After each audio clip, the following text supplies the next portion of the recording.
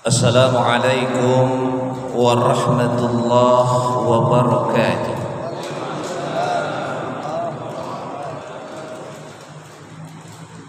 Alhamdulillah, alhamdulillahilladzi anzala as-sakinata fi qulubil mu'minin liyazdadu imanan ma'a imanihim. Asyhadu an la ilaha illallah wahdahu la syarika lah wa asyhadu anna Muhammadan abduhu wa rasuluhu la nabiyya ba'dah. Allahumma salli wa sallim wa barik ala sayyidina Muhammadin wa ala alihi wa ashabihi ajma'in, amma ba'd. Yang saya hormati, saya sebutkan secara umum saja, para ustadz, para alim ulama, para kiai, para haji, kaum muslimin wal muslimat yang senantiasa dirahmati dan disayangi oleh Allah Subhanahu wa ta'ala. Kita sudah memasuki tahun 1444 Hijriah. Betul. Jadi kita sudah terpaut dengan baginda Rasulullah sallallahu alaihi wasallam hampir berapa abad? 15 abad. Jadi kalau di sini ada umur yang paling tua 100 tahun, masih kalah jauh. Masa yang begitu jauh ini tentunya bagi kita banyak hal yang misling, artinya banyak yang hilang. Jadi zaman dulu, zaman sekarang banyak yang berubah. Kita nggak pernah bertemu dengan baginda Rasulullah. Kita cuman membaca dari tarikh, fotonya saja kita kagak tahu. Karena dalam Islam nggak boleh. Ya, nggak kayak agama lain dipalangin, ya, disalibin. Kalau kita kan nggak boleh. Tetapi itu tidak menutup rasa cinta mahabbah kita kepada baginda Rasulullah sallallahu alaihi wasallam. Cinta kita kepada Rasulullah, cinta apa kagak? Cinta nggak kepada Rasulullah? Harus cinta. Bahkan kecintaannya harus melebihi dari diri kita sendiri dan orang lain. Kalau kita mencintai Allah dan Rasulnya, lebih cinta kita kepada keduanya dibandingkan kepada selainnya, maka wajadah halawatul iman, maka akan jadi nikmat di dalam iman. Tapi kalau kita nggak cinta sama Allah dan Rasulnya, tetapi kita lebih cinta kepada diri kita sendiri, maka iman itu nggak lezat. Jadi kalau orang ingin lezat imannya, harus lebih cinta kepada Allah dan Rasulullah sallallahu alaihi wasallam. Kita memasuki akhir zaman, tanda-tandanya sudah banyak banget. Hal ini sebagaimana dijelaskan di dalam hadis riwayat Muslim. Qala Rasulullah sallallahu alaihi wasallam, yataqarabuz zaman. Zaman itu sudah berdekatan. Artinya zaman akhir sudah mendekati. Artinya kiamat sudah dekat. Maka kalau kiamat sudah dekat, wa yuqbadul ilmu diangkat. Wa tadharul fitan, fitnah merajalela di mana-mana. Wa yulqasyuh, kekikiran dicampakkan kepada hati-hati kaum muslimin. Pelit, medit, takut di sini kalau bersedekah, berinfak, dicampakkan, diletakkan oleh Allah kepelitan dalam diri-diri orang-orang yang mengaku dirinya sebagai muslim. Kemudian wayaqturul harj, pembunuhan merajalela. Pembunuhan merajalela yang sekarang lagi santer kasus Sambo. Merajalela di mana-mana. Nah, keempat ciri inilah yang kemudian harus diambil pelajaran oleh kita, bahwa kita sudah mendekati akhir zaman. Ya, mudah-mudahan kan rumusnya, kalau kita nggak menemui kiamat, kita menemui kematian. Kan begitu rumusnya. Akhir zaman sudah mendekati dan kiamat tidak ada yang tahu, satu orang pun di antara kita. Bahkan Nabi itu sendiri pun nggak tahu kapan kiamat akan terjadi. Bisa jadi esok, bisa jadi lusa. Allah hanya menjelaskan tanda-tandanya saja. Nah, pada kesempatan malam hari ini kita akan mencoba menguraikan hal tersebut. Di antaranya adalah dicabutnya ilmu oleh Allah Subhanahu wa taala dengan wafatnya ulama. Kita sudah paham generasi terbaik yang dijelaskan oleh Rasulullah sallallahu alaihi wasallam adalah khairu ummati qarni, kata Rasulullah. Generasi yang terbaik itu adalah generasi pada masaku. Rasulullah dengan para sahabat. Summal ladina yalunah, kemudian generasi berikutnya generasi tabi'in. Summal ladina yalunah, kemudian generasi berikutnya tabi'ut tabi'in. Jadi kata Rasulullah SAW, 3 generasi yang terbaik. Generasi sahabat, tabi'in, tabi'ut tabi'in. Kalau kita generasi apa nih kalau begitu? Masa tabi'ut tabi'in dah lewat kita nih. Ya. Nah, Rasulullah menjelaskan begitu. Maka dampak-dampak dari apa yang dijelaskan oleh Rasulullah dengan zamannya kita ini, yang paling terparah adalah ilmu diangkat oleh Allah Subhanahu wa taala. Diangkatnya ilmu apa sebabnya? Sebabnya dengan meninggalnya para alim ulama. Kalau alim ulama sudah meninggal, ilmu diangkat, yang tersisa tinggallah orang-orang yang bodoh, yang dia ditanya memberikan fatwa dengan kebodohannya. Nah, ini yang terjadi sekarang ini. Orang bertanya tentang hukum, ngaco jawabannya kemana-mana. Kadang-kadang kita bingung, si Ustadz A bilang begini, Ustadz B bilang begono, Kiai Sono bilang begini, Kiai Sono bilang begitu. Mana yang diikuti nama kita? Ini kan kebingungan. Kenapa? Karena kita sudah kehilangan tokoh-tokoh alim ulama yang mampu mempersatukan umat dalam satu ikatan suara yang sama. Bukan suara politik maksudnya, tapi suara tujuan kita untuk membangun umat ini. Hal ini dijelaskan oleh baginda Rasulullah SAW yang diterima dari Abdullah bin Amr al-As. Qala sami'tu Rasulullah sallallahu alaihi wasallam yaqul, kata beliau, saya mendengar baginda Rasulullah sallallahu alaihi wasallam bersabda, innallaha la yaqbidul ilma intiza'an. Allah tidak mengangkat ilmu itu sekali angkatan.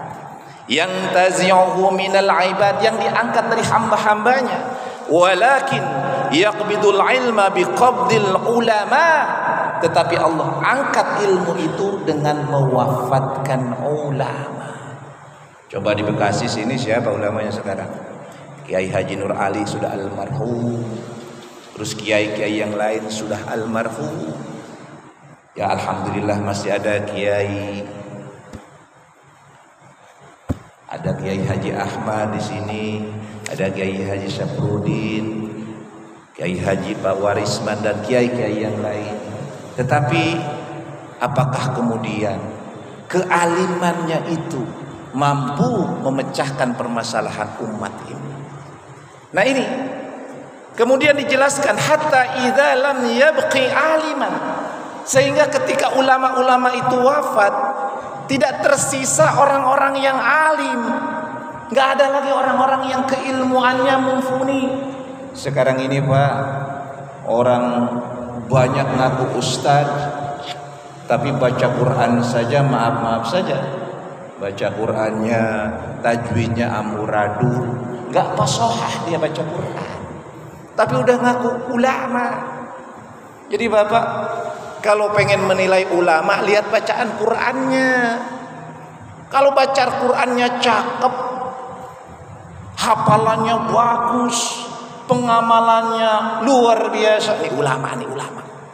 Orang ngoceh kemana-mana baca Quran kagak bener, masih ngaco, nih kurang ulamanya. Berarti ulama yang tidak diinginkan atau tidak sesuai dengan apa yang digariskan oleh Rasulullah SAW.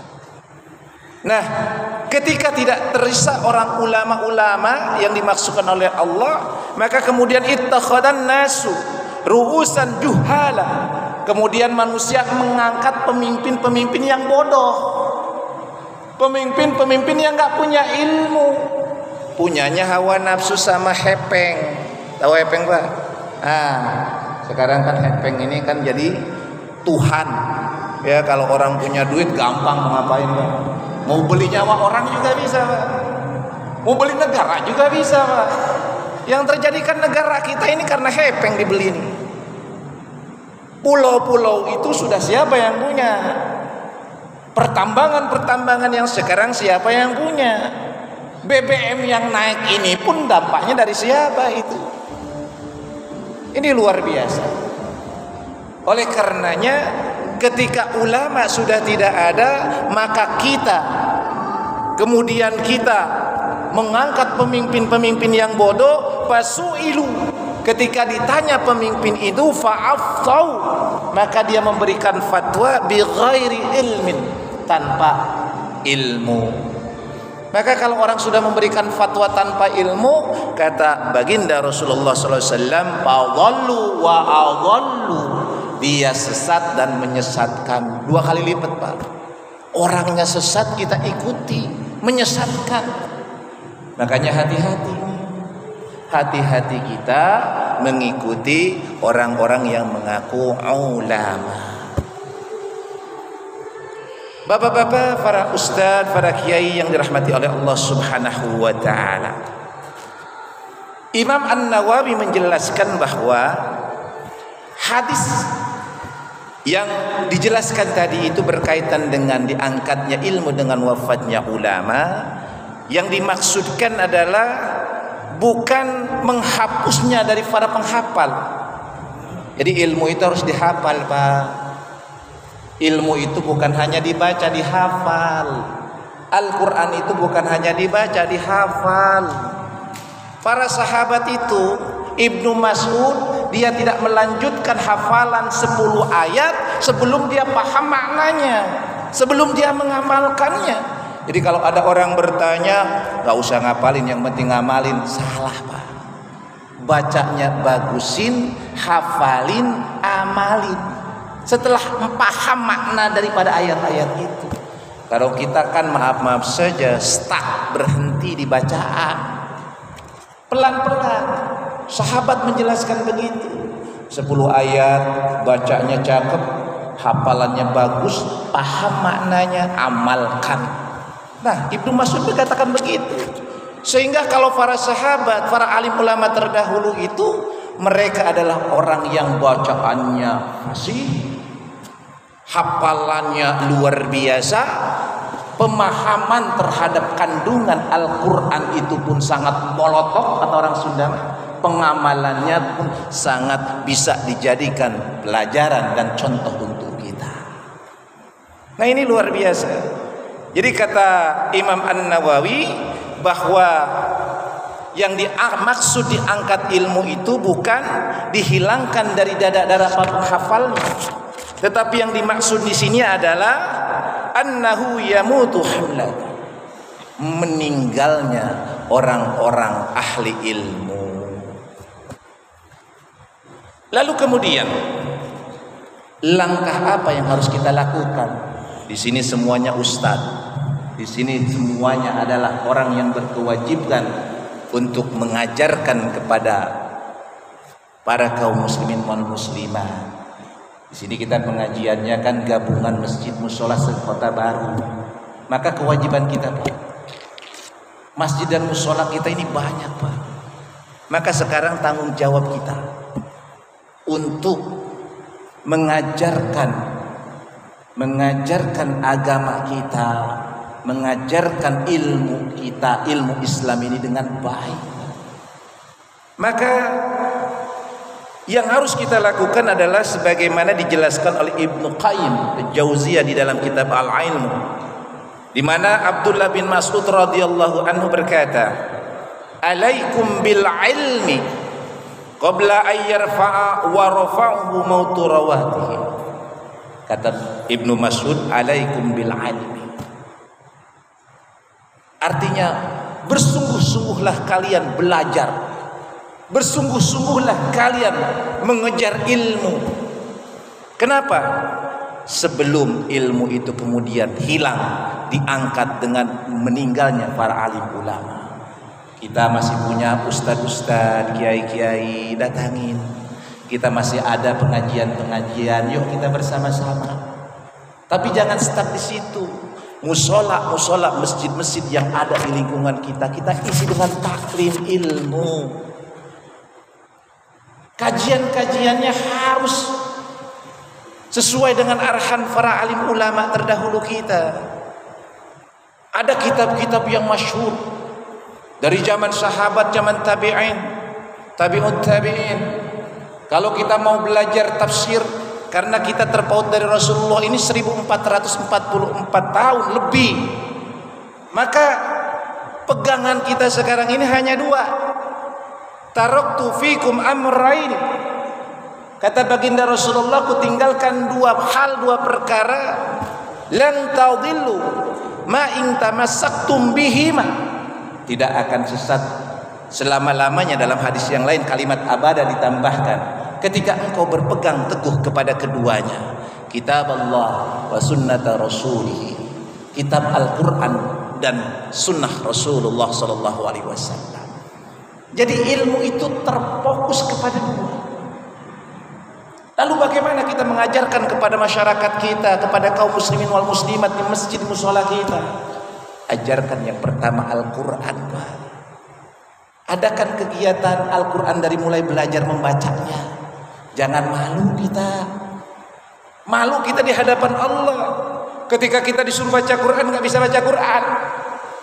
Kalau sekarang kita masih diberikan umur oleh Allah Subhanahu wa taala, jangan malu untuk belajar baca Al-Qur'an. Kadang-kadang kan kita suka, aduh udah tua nih, malu mau belajar. Baca aja masih belepetan, maaf misalnya begitu. Jangan malu. Belajar membacanya. Kemudian mulai belajar kita dengan kitab tafsirnya. Ada kitab tafsir yang masyhur, misalnya tafsir Ibnu Katsir. Ada kitab tafsir At-Tabari, Jami'ul Bayan fi Tafsiril Quran. Ada misalnya kitab Bahrul Ulum, ya, Abu Laid Al-Samarqandi. Ada tafsir yang Birra'yi Al-Kasyaf, misalnya kalau kita agak sedikit tinggi. Kita belajar itu. Ajarkan di masjid, di musola kita tafsir itu. Baca, nggak usah takut, nggak usah merasa minder sekedar baca. Luar biasa. Tafsir Ibnu Katsir aja kalau kita baca, kedalaman ilmunya luar biasa Ibnu Katsir itu. Bagaimana menjelaskan, menafsirkan Al-Quran dengan Al-Quran, Al-Quran dengan hadis. Itulah yang disebut dengan tafsir bil ma'thur. Jadi nafsir itu bukan sekarep-karepnya orang. Tafsir itu harus jelas. Tafsirkan Al-Quran dengan Al-Quran. Dan kita sudah difasilitasi oleh para alim ulama. Mereka boleh meninggal, tetapi ilmunya, kitabnya masih ada di tengah-tengah kita. Makanya coba ajarkan kitab tafsir. Pilih silakan salah satu dari kitab tafsir itu. Ajarkan kepada masyarakat. Ajarkan secara letterlek saja. Paling sedikit kita misalnya menjelaskan berkaitan dengan masalah kontemporer, boleh. Tapi yang paling bagus back to basic, kembali ke dasar pondasi awal. Apa kitab-kitab yang sudah dihasilkan oleh para alim ulama terdahulu? Pak, metodologi sekarang dengan metodologi para alim ulama itu nggak ada apa-apanya, Pak. Saya membimbing karya ilmiah skripsi mahasiswa, Pak, apalagi zaman sekarang. Maaf saja, mereka cuma copy paste dari internet, Pak. Kalau kita zaman dulu bikin skripsi, bikin tesis, kita datangi perpustakaan-perpustakaan, kita langsung membaca, menelaah, mengkaji. Sekarang mahasiswa kebanyakan cuman syaratnya doang, Pak. Maka hasilnya begitu. Niat kuliah untuk cari kerja. Makanya banyak pengangguran. Karena angka pengangguran di negara kita ini tinggi. Tapi orang mencari ilmu, niatnya bukan untuk cari kerja, tapi bagaimana menghadapi hidup dan kehidupan ini agar kemudian kita tidak tersesat di dalam kehidupan ini. Makanya coba, kalau orang-orang terdahulu era-eranya mungkin tahun-tahun 80, 90, karya ilmiahnya luar biasa. Tapi kalau sekarang maaf saja, kadang-kadang saya suka sedih gitu ketika kita melakukan sidang skripsi, ternyata Pak nggak menguasai sama sekali.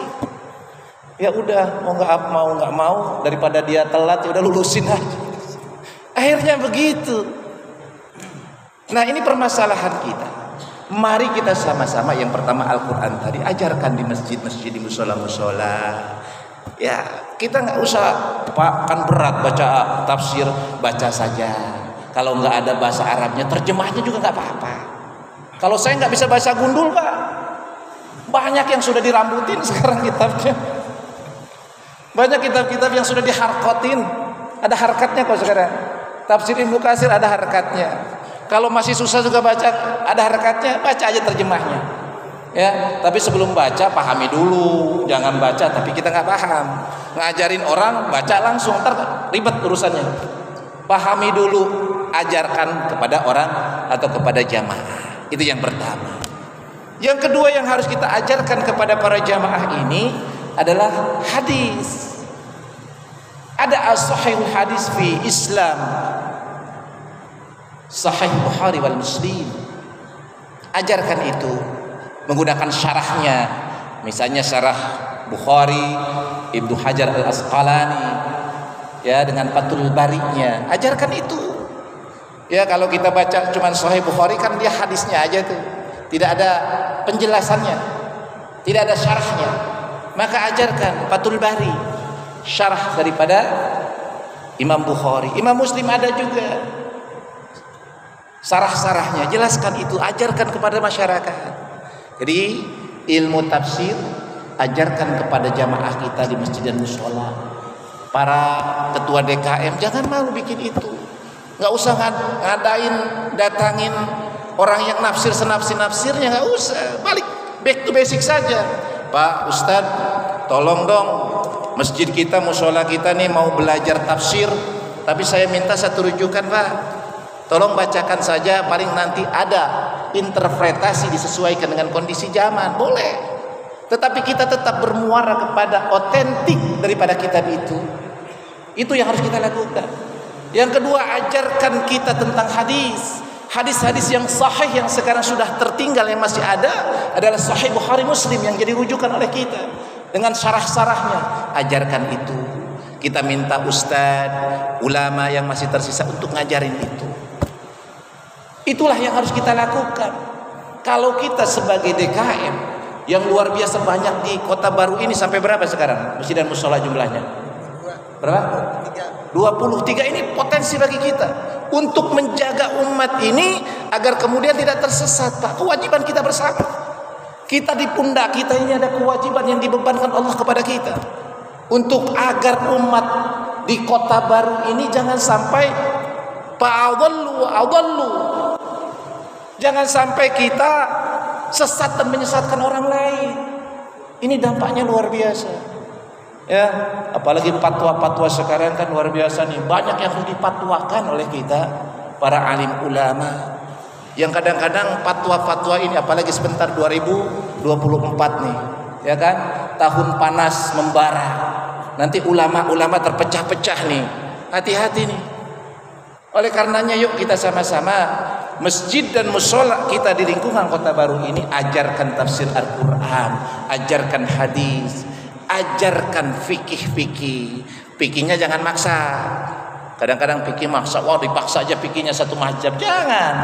Ajarkan fikih-fikih yang komprehensi, yang tidak memaksa tetapi menjelaskan secara sharih, saya jelas. Itu yang diajarkan. Kadang-kadang kan ada fikihnya maksa, lu kalau nggak ngikutin ini salah. Kan begitu tuh. Ada yang ngajarin pokoknya harus begini, kagak begini salah. Pokoknya harus kunut, kalau kagak kunut lu nggak sah sholatnya. Nggak boleh begitu ngajarinnya. Tetapi ngajarin tentang masalah fikih, ajarkan perbandingan mazhab. Nah ini menurut Imam Syafi'i, Imam Maliki, Imam Hambali, Imam Hanafi, Imam Ahmad. Silakan jelaskan itu. Enak Pak. Ajarkan oleh orang-orang yang memang kompeten di dalamnya. Agak berat ya Pak? Agak berat ya Pak? Tapi ini kewajiban kita. Alhamdulillah di malam ini kita berkumpul bersama. Ini untuk Kota Baru kita loh, pada khususnya ya. Umumnya untuk Indonesia. Mari kita sama-sama sekarang, sebelum ilmu itu dicabut Pak, sebelum Al-Quran itu Allah, inna nahnu nazzalna dzikra wa inna lahu lahafidun. Betul, Allah yang menurunkan Al-Quran, Allah yang menjaganya. Tetapi kalau kita tidak memberi kemudian menjaganya, maka Allah menjaga itu artinya tidak ada satu ayat pun akan mampu dirubah oleh manusia. Allah yang jaga. Tetapi kalau kita nggak mau belajar, maka itu akan hilang. Coba sekarang, luar biasa, orang-orang yang faqih di dalam agama sekarang sudah pada wafat. Di Jakarta juga banyak yang sudah wafat Pak. Sekarang yang tersisa siapa? Oleh karenanya sekali lagi, sebelum Allah hilangkan ilmu itu, mari kita sama-sama. Mari kita sama-sama bahu-membahu semua masjid dan musola bekerja sama. Ada pimpinan di sini, Pak Ketua. Mari kita sama-sama Pak. Kita bangkitkan semangat untuk mencari ilmu. Ajarkan kitab-kitab tafsir yang sudah masyhur, kitab-kitab tafsir yang sangat luar biasa. Ajarkan kitab-kitab hadis. Ajarkan tentang masalah fikih menghadapi hidup dan kehidupan ini. Mudah-mudahan Allah Subhanahu wa ta'ala memberikan kekuatan kepada kita untuk senantiasa mampu berjalan di dalam hidup dan kehidupan ini sesuai dengan tuntunan dari Allah dan Rasulnya, tuntunan dari Al-Quran dan As-Sunnah. Ada beban-beban yang dipikulkan kepada kita sebagai pengurus-pengurus masjid dan musola. Mari kita sama-sama bangkitkan umat ini dengan mencerdaskan mereka sehingga mereka memiliki ilmu di dalam menghadapi hidup dalam kehidupan ini. Oleh karenanya, sebagai penutup, saya memohon maaf yang sebesar-besarnya apabila uraian yang saya sampaikan kurang berkenan. Itu dari kebodohan saya. Semoga bermanfaat. Usikum wa nafsi bittaqullah. Assalamualaikum warahmatullahi wabarakatuh.